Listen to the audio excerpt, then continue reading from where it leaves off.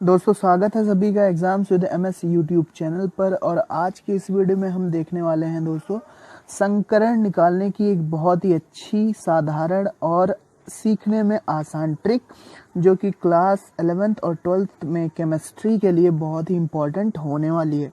दोस्तों किसी भी मॉलिक्यूल का, किसी भी अणु का जब हमें संकरण निकालना होता है तो अगर हम उसको निकालने के लिए ट्रिक का इस्तेमाल करेंगे तो वो काफ़ी आसान हो जाएगा। जैसे अगर हम यहाँ पर पूछे कि मीथेन का संकरण कितना है, तो हमें लोगों को पता है कि मीथेन का संकरण sp3 होता है। अगर अब हम पूछें कि अमोनिया का संकरण क्या है, तो अमोनिया के संकरण बताने में आप 2 बार सोचोगे। तो दोस्तों जिनका संकरण हमें पता है उनका तो हम बता देते हैं, लेकिन जिनका हाइब्रिडाइजेशन, जिनका संकरण हमें नहीं पता रहता, उनको निकालने की यहाँ पर हम ट्रिक डिस्कस करेंगे। दोस्तों बहुत ही साधारण ट्रिक है, बहुत ही सीखने में आसान ट्रिक है, तो बने रहिए इस वीडियो में, पूरा अंत तक जरूर देखिएगा। तो देखिए यहाँ पर करना क्या है आपको, हम एग्जाम्पल लेते हैं सबसे पहले मीथेन का। दोस्तों मीथेन का परमाणु, मीथेन में कौन कौन से परमाणु है? 1 कार्बन है और 4 हाइड्रोजन के हैं। कार्बन का परमाणु क्रमांक होता है दोस्तों 6। कार्बन का जो परमाणु क्रमांक होता है वो होता है 6। तो यहाँ पर इसका इलेक्ट्रॉनिक विन्यास बोरबरी के अनुसार होगा 2,4, यानी कि इसके बाहरी कोश में 4 इलेक्ट्रॉन है।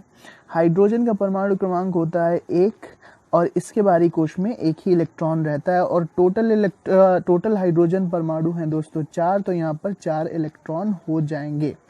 अब यहाँ पर संयोजी कोश यानी कि बाह्यतम कोश में इलेक्ट्रॉनों की संख्या हमें ज्ञात कर लेनी है। देखिए कार्बन के बाहरी कोश में कितने हैं? 4, और 4 हाइड्रोजन परमाणु के बाहरी कोश में 1-1 है, तो ये टोटल इलेक्ट्रॉन हो जाएंगे 4। तो दोस्तों 4 + 4 हमारा हो जाएंगे ये 8।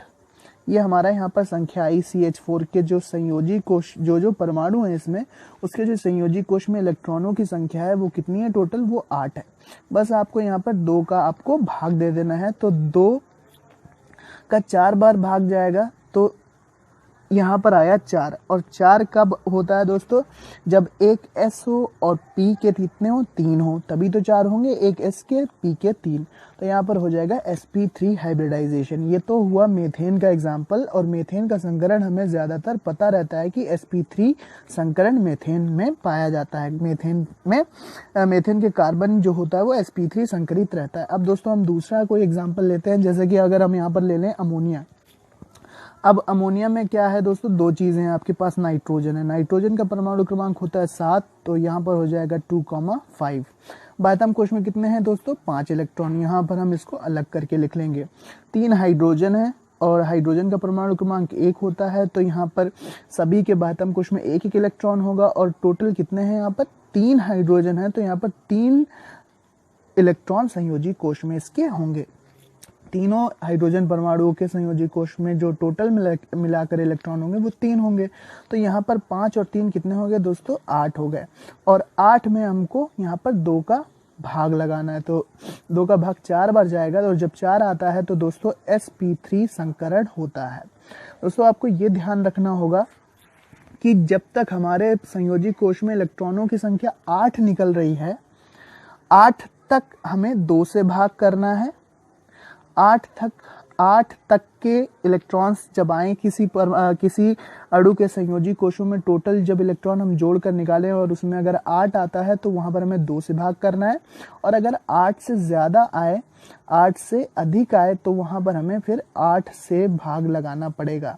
मान लीजिए कि अगर यहाँ पर 16 आते, तो 16 संख्या 8 से ज्यादा है, 8 से अधिक है, तो यहाँ पर हमें 8 से भाग लगाना होगा। 8 दूनी 16, 2 बार भाग जाएगा, तो यहाँ पर sp संकरण हो जाएगा। कैसे? चलिए देखते हैं। अब एग्जाम्पल हम लेते हैं एसिटिलीन का। एसिटिलीन का फॉर्मूला होता है दोस्तों CH ट्रिपल बॉन्ड CH, या हम ये भी लिख सकते हैं C2H2।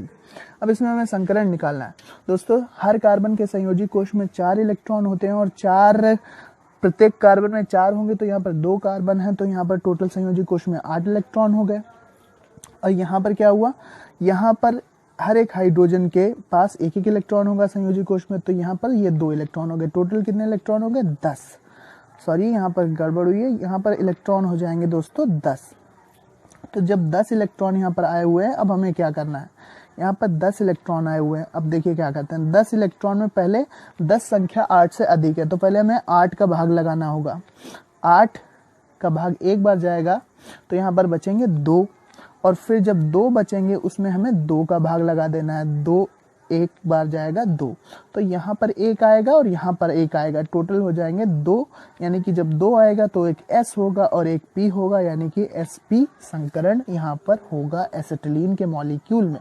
और हमें पता है कि जो एसिटिलीन का मॉलिक्यूल होता है वो sp संकरित ही होता है। तो इस तरह से हम संकरण निकाल सकते हैं। अब चलिए हम एथिलीन में ट्राई करते हैं। एथिलीन में किस तरह से आपको संकरण निकालना है। अब जैसे यहाँ पर हमने लिख लिया CH2 डबल बॉन्ड CH2, ये हो गया हमारा एथिलीन का मॉलिक्यूल।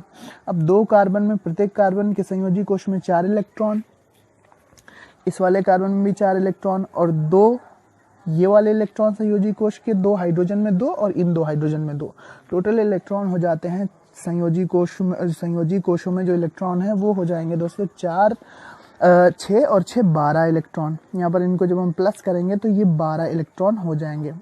अब 12 संख्या को आपको क्या करना है, हम निकाल रहे हैं दोस्तों एथिलीन का संकरण। तो यहाँ पर आया 12। अब 12 8 से अधिक है तो पहले हमें 8 का भाग लगाना है, एक बार चला जाएगा, बचेंगे 4, और 4 में फिर जो 4 बचे हैं दोस्तों उसमें हमें 2 का भाग लगाना पड़ेगा। अब जब हमने 2 का भाग लगाया तो 2 का भाग 2 बार जाएगा, तो 2 दूनी 4।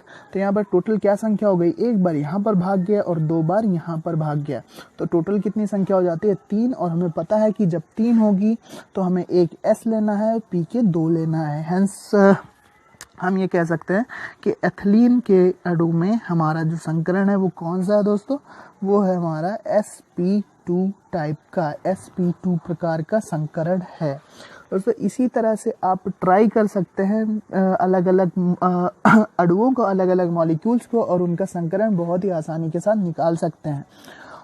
बस आपको ध्यान क्या रखना है कि जब तक संख्या 8 आएगी तब तक हमें 2 का भाग करना है, और अगर 8 से अधिक है तो पहले 8 का भाग करना है, 8 से अधिक हो तो पहले 8 का भाग करना है, और फिर दोस्तों उसमें 2 से भाग करना है। टोटल जो संख्या आए उसके हिसाब से क्या क्या लेना है।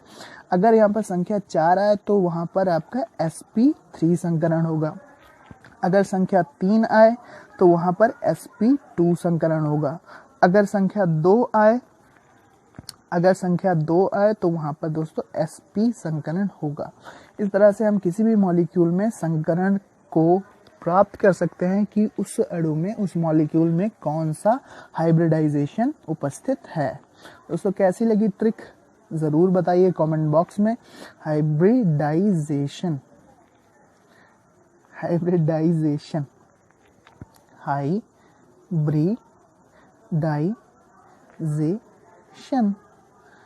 कौन सा हाइब्रिडाइजेशन है।